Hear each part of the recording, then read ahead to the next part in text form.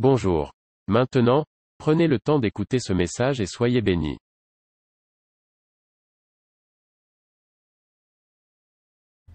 Bonjour, bonjour tout le monde. Bonjour, bonjour.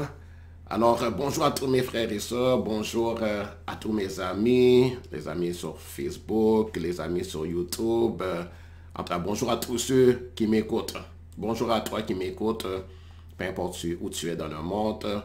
Euh, je te salue. Je te salue, donc c'est Mario. Et aujourd'hui, je partage avec vous un message aujourd'hui. Un message sur le sujet de la persévérance dans la prière. Un message sur le sujet de la persévérance dans la prière. Donc, je vais vous parler de je vais vous donner quelques points importants concernant la prière. Quelques points importants. Donc, c'est la volonté de Dieu qu'on prie, n'est-ce pas? La prière, c'est vraiment de première importance. C'est la volonté de Dieu qu'on prie. C'est Dieu lui-même qui a dit, venez, de venir à lui et de plaider notre cause devant lui. C'est Dieu lui-même qui a dit, qui nous appelle dans la relation avec lui. C'est Dieu lui-même qui dit, viens, demande, viens, parle-moi, n'est-ce pas? C'est Dieu lui-même qui nous appelle à la prière. C'est Dieu lui-même qui nous dit de se présenter devant le trône de la grâce, afin d'obtenir miséricorde et être secouru dans nos besoins. C'est écrit, c'est Dieu lui-même dans Hébreux chapitre 10, 11 et 12. C'est écrit, allez le lire par vous-même. N'est-ce pas? C'est Dieu qui nous appelle. Le Dieu créateur des cieux et de la terre, il appelle les hommes de toute race, de tout peuple, de toute nation et de tout âge aussi, n'est-ce pas? Il nous appelle dans la relation avec lui. Il nous dit de paraître devant lui, de venir et de plaider notre cause, de lui parler. Il est prêt à nous entendre, prêt à nous écouter, prêt à nous exaucer, on a audience auprès de lui, n'est-ce pas? Prêt à nous entendre, prêt à agir pour nous, prêt à agir pour nous, prêt à agir pour toi. Hein? Dieu est prêt à agir pour toi, prêt à mettre son pouvoir en action pour toi, à manifester sa puissance de guérison pour toi, pour te guérir. N'est-ce pas? Si tu as bien de guérison, sache que c'est la volonté de Dieu de te guérir. C'est la volonté de Dieu que tu sois guéri. C'est la volonté de Dieu de te guérir. Il a le pouvoir de te guérir. Il a la puissance, il a l'intelligence, il a la sagesse, il sait comment faire. Il a la bonne volonté, n'est-ce pas? Il a l'amour dans son cœur pour toi. Il a la compassion, il a la miséricorde. Hein? Il est prêt à te pardonner. Il ne veut rien retenir contre toi. N'est-ce pas? Donc il est prêt à agir pour toi. Il ne retient rien contre toi. Et si tu as péché, juste demande pardon. N'est-ce pas? Si tu te sens coupable de quelque chose, demande pardon.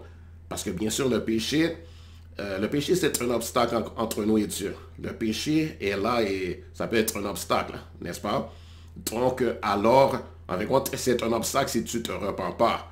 N'est-ce pas? Il faut la repentance. Hein? Il faut la repentance.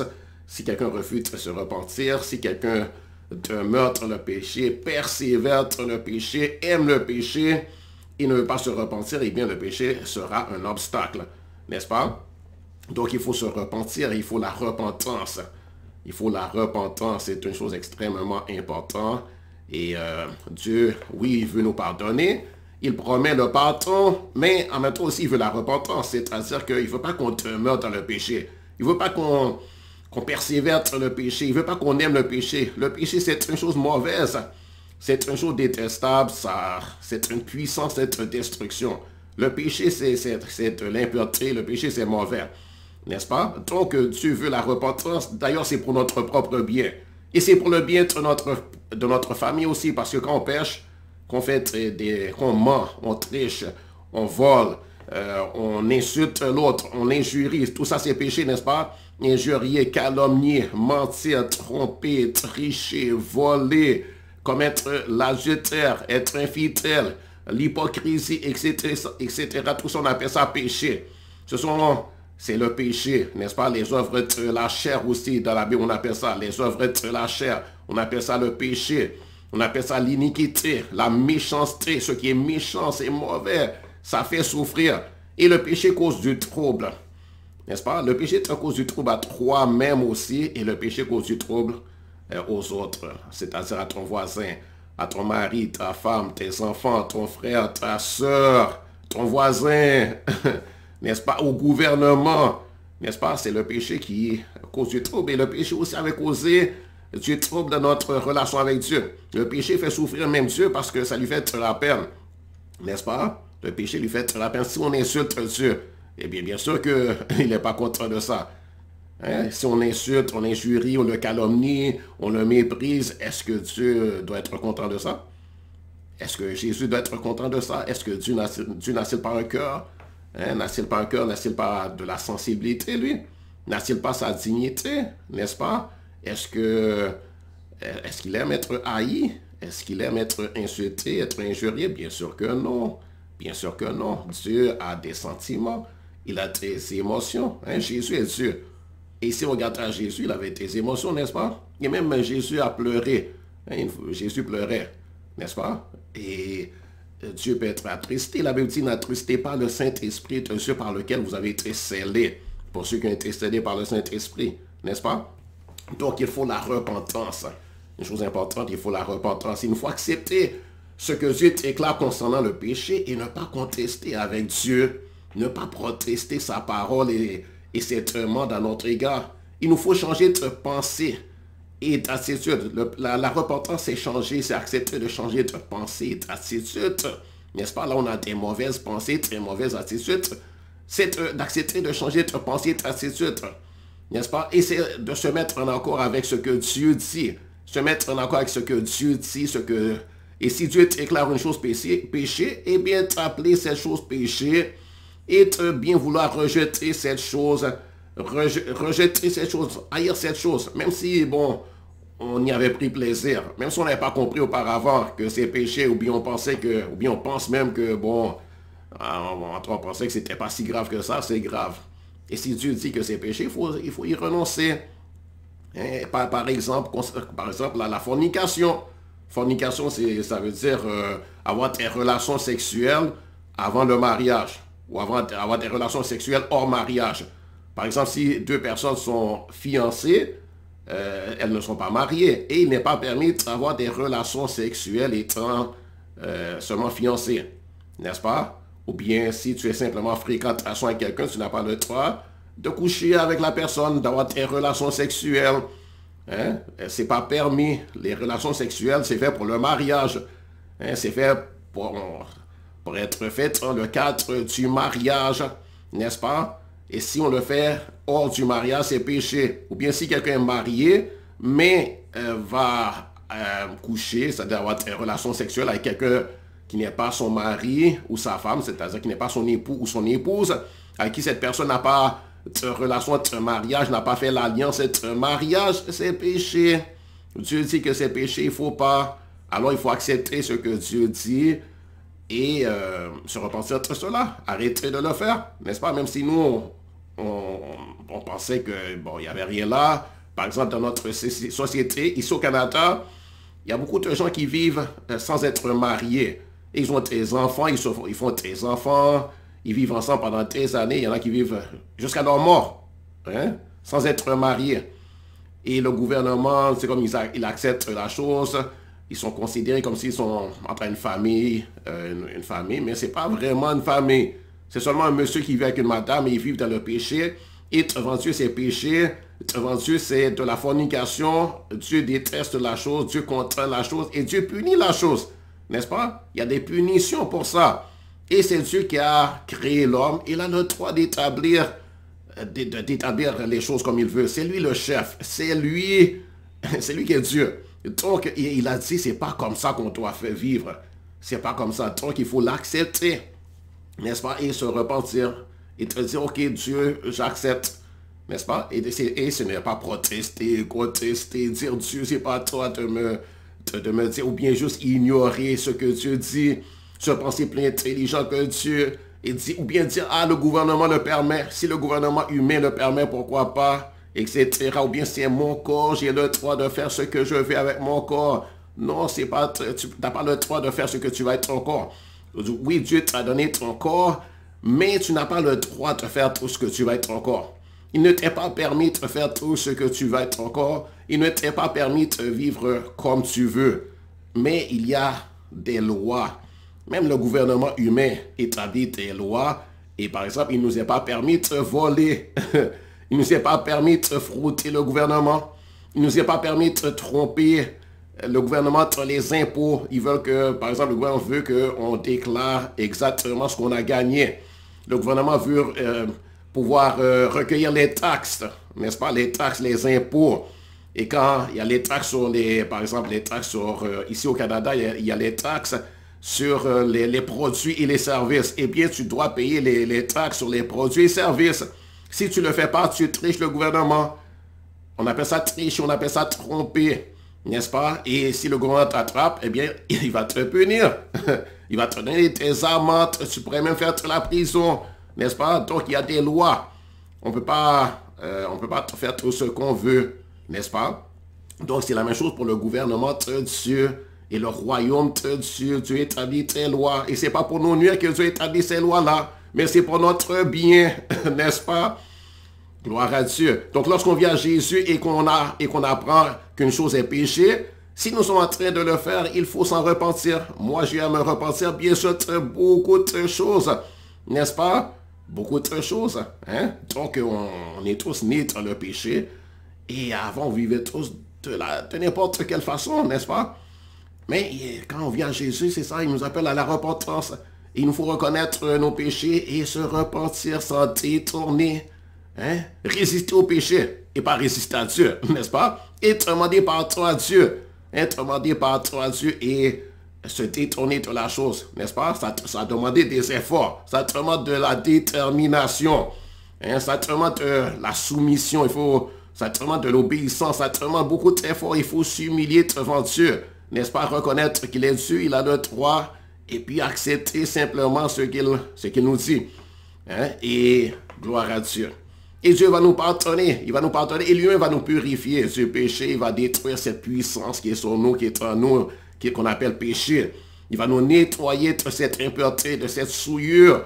Il va nous laver par le sang de Jésus. Et il nous lave aussi par l'eau de sa parole. Sa parole, c'est comme de l'eau. Quand on reçoit la parole nous nettoie, nous lave, nous purifie, nous sanctifie. La parole enlève les choses mauvaises en nous. Et le Saint-Esprit aussi vient. Vous voyez, il y a le sang de Jésus qui travaille en nous pour nous purifier. Il y a la parole de Dieu qui travaille. Il y a le Saint-Esprit qui travaille. Il y a un feu aussi du Saint-Esprit, un feu de Dieu qui travaille. En tout cas, Dieu est en train, Dieu est capable de faire le travail. Et celui qui a créé l'homme, il est capable de faire le travail. Et il l'a fait pour des millions de personnes. Il l'a fait même pour des gens qui étaient des meurtriers, des assassins, des méchants. N'est-ce pas? Des gens qui étaient des sorciers maintenant sont des enfants de Dieu. Et ils ne pratiquent plus la sorcellerie ni la magie. Ils ne sont plus méchants.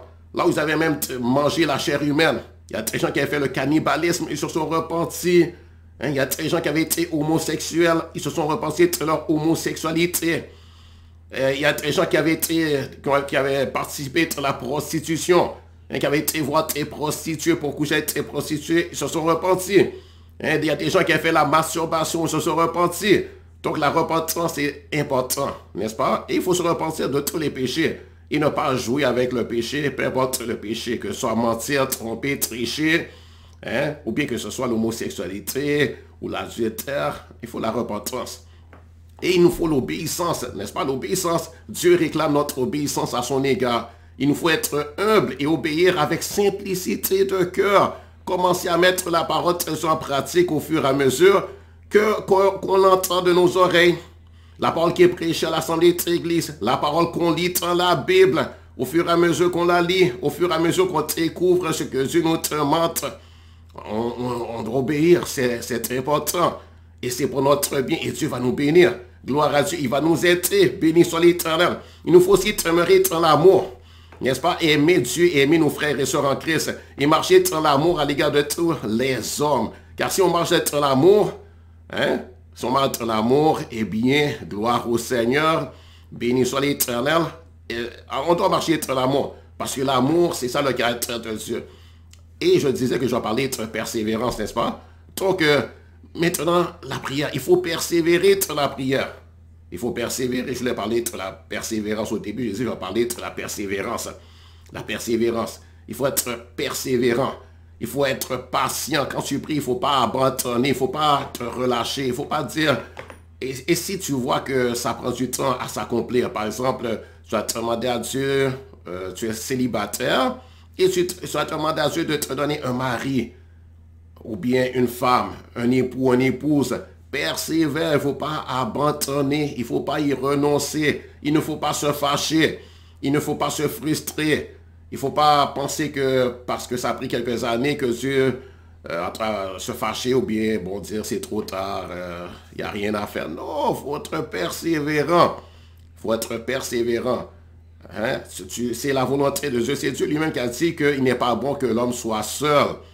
C'est la volonté de Dieu qu'on se marie. À moins que Dieu t'a dit spécifiquement à toi que Dieu veut que tu restes célibataire pour une raison quelconque, comme parfois Dieu veut que quelqu'un reste célibataire. Si c'est le cas, Dieu va te le dire lui-même. Il va te le dire lui-même, il va te donner la force aussi pour être célibataire. Hein? Donc, il faut être persévérant. Et je vais te montrer un endroit dans la Bible où Jésus parle de ce sujet-là. Hein? Et il a parlé, donc c'est dans Luc, l'évangile selon Luc, chapitre 18. Je vais lire à partir du verset 1. Hein? Il s'agit d'une veuve et d'un juge. Hein, la veuve voulait avoir justice auprès du juge. Voici ce qui est écrit. Luc chapitre 18. Il est écrit, Jésus leur adressa une parabole pour montrer qu'il faut toujours prier. Jésus leur adressa une parabole pour montrer qu'il faut toujours prier et ne point se relâcher. Il dit, il y avait dans une ville un juge qui ne craignait point Dieu et qui n'avait égard pour personne. Il y avait aussi dans cette ville une veuve qui venait lui dire, fais-moi justice de ma partie adverse. Pendant longtemps, il refusa. Mais ensuite, il dit en lui-même, quoique je ne crains point Dieu,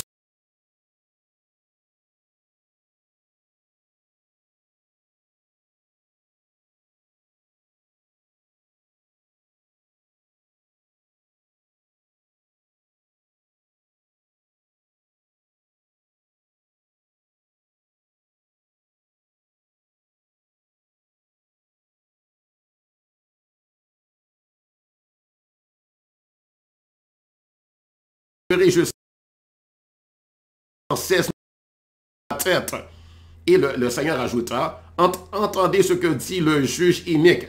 Le juge inique, c'est-à-dire c'est un juge qui est injuste. C'est un juge qui ne se préoccupe pas de la justice. C'est un juge méchant, n'est-ce pas? Et le Seigneur dit, entendez, le Seigneur Jésus dit, entendez ce que dit le juge inique. Et Dieu, lui, ne fera-t-il pas justice à ses élus qui crient à lui jour et nuit? Et tardera-t-il à leur égard? Je vous le dis, il leur fera promptement justice. Mais quand le Fils de l'homme viendra, trouvera-t-il la foi sur la terre? Donc le Seigneur dit qu'il faut être persévérant, il faut persister, n'est-ce pas? Il faut persister, il ne faut pas abandonner. Dieu veut te faire justice. Dieu veut répondre à tes prières. Dieu t'écoute, il t'entend. Et si tu lui demandes quelque chose, il veut le faire pour toi. Si tu as besoin de guérison, persévère. Hein, si tu as prié, la guérison n'est pas encore manifestée. Crois que tu l'as reçu. Crois que tu l'as reçu et tu le verras s'accomplir. Hein, tu le verras s'accomplir. Quand tu pries, ce n'est pas nécessairement que la chose va se manifester tout de suite. Hein. Par exemple, il y avait Abraham, Père Abraham. Hein, l'homme, le modèle que Dieu nous a donné. Que celui qu'on appelle le Père de la foi. Dieu lui a promis de lui donner un enfant. Mais sa femme était stérile. Dieu savait que sa femme était stérile. Lui aussi. Abraham aussi savait que sa femme était stérile, infertile, incapable de faire des enfants. Elle était née comme ça. Ou bien peut-être une maladie est arrivée qui l'avait causé de devenir stérile, infertile, incapable d'enfanter, incapable de concevoir. Et le temps avait passé. Dieu lui a fait, tous les deux avaient demandé à Dieu, et en particulier Abraham. Et Dieu lui a même parlé. Hein, certainement, Dieu lui a parlé, Dieu lui a dit, oui, tu auras tes enfants. Mais cependant, les années passaient et ça ne venait pas. Mais Abraham a persévéré. Abraham a eu confiance en Dieu. Abraham a été persistant. Il n'a pas renoncé. Il ne s'est pas laissé aller à la frustration, à l'amertume, Ou bien dire, oh, qu'est-ce que Dieu m'a fait là? Dieu m'a menti, Dieu m'a trompé. Non, il a cru en Dieu, Dieu ne ment pas. Dieu ne triche personne et Dieu ne plaisante pas. Quand il te fait une promesse, sois certain qu'il le fera. Il est fidèle, il ne ment pas. Il n'y a pas de péché en Dieu. Il n'y a pas de péché dans son cœur à lui. Il n'y a pas de péché dans son âme à lui. Il n'y a pas de péché Il n'y a pas de péché en lui. Il ne pêche jamais. Le péché, c'est contraire à sa nature. N'est-ce pas? Mentir, c'est contraire à sa nature. L'infidélité, c'est contraire à sa nature. Il peut pas pécher. Il ne peut pas pécher, il ne peut pas mentir. Il ne peut pas faire de fausses promesses. N'est-ce pas? Il ne peut pas être infidèle. Donc, juste aie confiance. Toi, persévère, crois, fais-lui confiance, ne sois pas incrédule. Et demeure dans la foi, fais comme Abraham et tu vas la voir. Persévère, continue à prier. Continue dans ta relation avec Dieu. Continue à croire. Gloire à Dieu. Gloire au Seigneur. Et marche en avant. Vis ta vie, sois heureux. Vis ta vie, sois content. Vis ta vie. Et puis, aie une bonne attitude. N'aie pas une attitude de déprime. Sois pas déprimé parce que ça prend du temps. Non, non, non. Sois heureux, sois joyeux. Sois plein de gaieté, sois plein de joie. Et puis être l'espérance. Sache que ce que Dieu te promet, il l'accomplit. Et Dieu a déjà fait de grandes choses pour toi. Réjouis-toi. Encourage-toi toi-même. Gloire au Seigneur. Loue le Seigneur.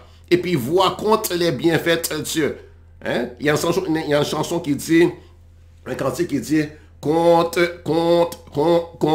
les bienfaits de Dieu. Mets-les tous devant tes yeux. Tu verras en adorant combien le nombre en est grand. Compte les bienfaits de Dieu. Regarde tout le bien que Dieu t'a fait. Regarde le beau ciel qu'il a créé. Regarde le firmament. Regarde sur la terre combien d'arbres fruitiers il a placé. Regarde tout le bien qu'il t'a fait, combien il t'a comblé de faveur. Vois son amour. L'amour qu'il t'a manifesté. Vois ses bienfaits, son amour. Regarde combien tu as péché, il t'a pardonné tes péchés. Il t'a aimé malgré que tu n'en étais pas digne. Il t'a fait du bien. Il t'a béni. Il t'a chéri. Il t'a honoré. Il t'a comblé de tendresse et d'affection. Vois tout le bien qu'il t'a fait. Réjouis-toi. Sois patient. Hein? Célèbre ton Dieu. Réjouis-toi. Va de l'avant. Et ne te concentre pas seulement non plus à prier pour un seul sujet. N'est-ce pas? Tu as prié pour le sujet, oui, continue à prier. Mais cependant, ne te concentre pas, comme par exemple, tu as demandé à Dieu, Dieu, donne-moi un époux. Mais maintenant, crois qu'il t'entend dessus. Commence à prier pour l'époux, par exemple. Pour le mari. Et prie pour cet homme-là. Moi, j'ai fait ça. Hein? J'ai demandé à Dieu de me donner une épouse. Et le temps passait. Et je n'ai pas vu l'épouse tout de suite. Plusieurs années ont passé. Plusieurs années, même plus que 10 ans. On passé plus encore que 10 ans même. Mais j'ai persévéré. Hein? J'ai vécu ma vie heureux. Gloire au Seigneur, j'ai prié pour l'épouse. J'ai prié pour sa famille. Sans connaître son nom. Je ne connaissais pas son nom. Je ne sais pas qui. Dieu ne m'a pas dit son nom. Mais il m'avait dit que je te donne une femme selon le plan que j'ai pour ta vie. Et elle te fera du bien. Il m'avait répondu. Il m'a dit oui. Hein? Et je savais que Dieu a un beau plan pour ma vie. Donc, je priais. Hein? Et je continue à vivre ma vie heureux, content, joyeux. Hein? Et je me concentrais pas seulement à prier pour ce sujet-là, ou bien pour dire Dieu donne-moi, et puis à me lamenter, Dieu donne-moi. Dieu m'a déjà entendu. Hein? Mais Dieu m'a dit, prie pour elle. Hein? Tout ce que tu demandes pour te bon pour toi-même, demande aussi pour elle. Et j'ai même prié pour nos enfants à naître. J'ai prié pour nos enfants à naître. Oui, j'ai prié pour nos enfants à naître. Maintenant, je suis marié. J'ai pas encore les enfants. Ils sont pas encore venus. Mais ça viendra. Gloire au Seigneur. Béni soit l'Éternel. Je suis pleinement confiant. Gloire au Seigneur. Je me réjouis. J'ai le cœur content, le cœur joyeux, le cœur heureux. Gloire au Seigneur. Et je m'attends, mes enfants. Je prie pour eux. J'ai prié pour eux. Hein? J'ai prié pour leur caractère, pour leur personnalité, qu'ils aient le caractère de Jésus, la personnalité de Jésus, qui ressemble à Jésus, à Dieu notre Père céleste. Et je te demandais qu'ils soient remplis du Saint-Esprit dès le sein maternel, etc. Gloire à Dieu. Béni soit l'Éternel, qu'il aime Dieu, qu'il prenne plaisir dans l'église, qu'il aime aller dans l'assemblée de l'église, etc. Gloire à Dieu, j'ai demandé, entre tout ce que je sais de demander de bon, j'ai demandé, je sais que Dieu m'exauce. Gloire au Seigneur, béni soit Dieu. Alors, donc, le sujet c'est persévère, persévère mon frère, ma soeur, persévère, toi qui crois au Seigneur Jésus. Et toi qui n'as pas encore connu Jésus, eh bien, viens, rentre dans la relation avec lui. Reçois Jésus comme ton Seigneur et Sauveur personnel. N'attends plus.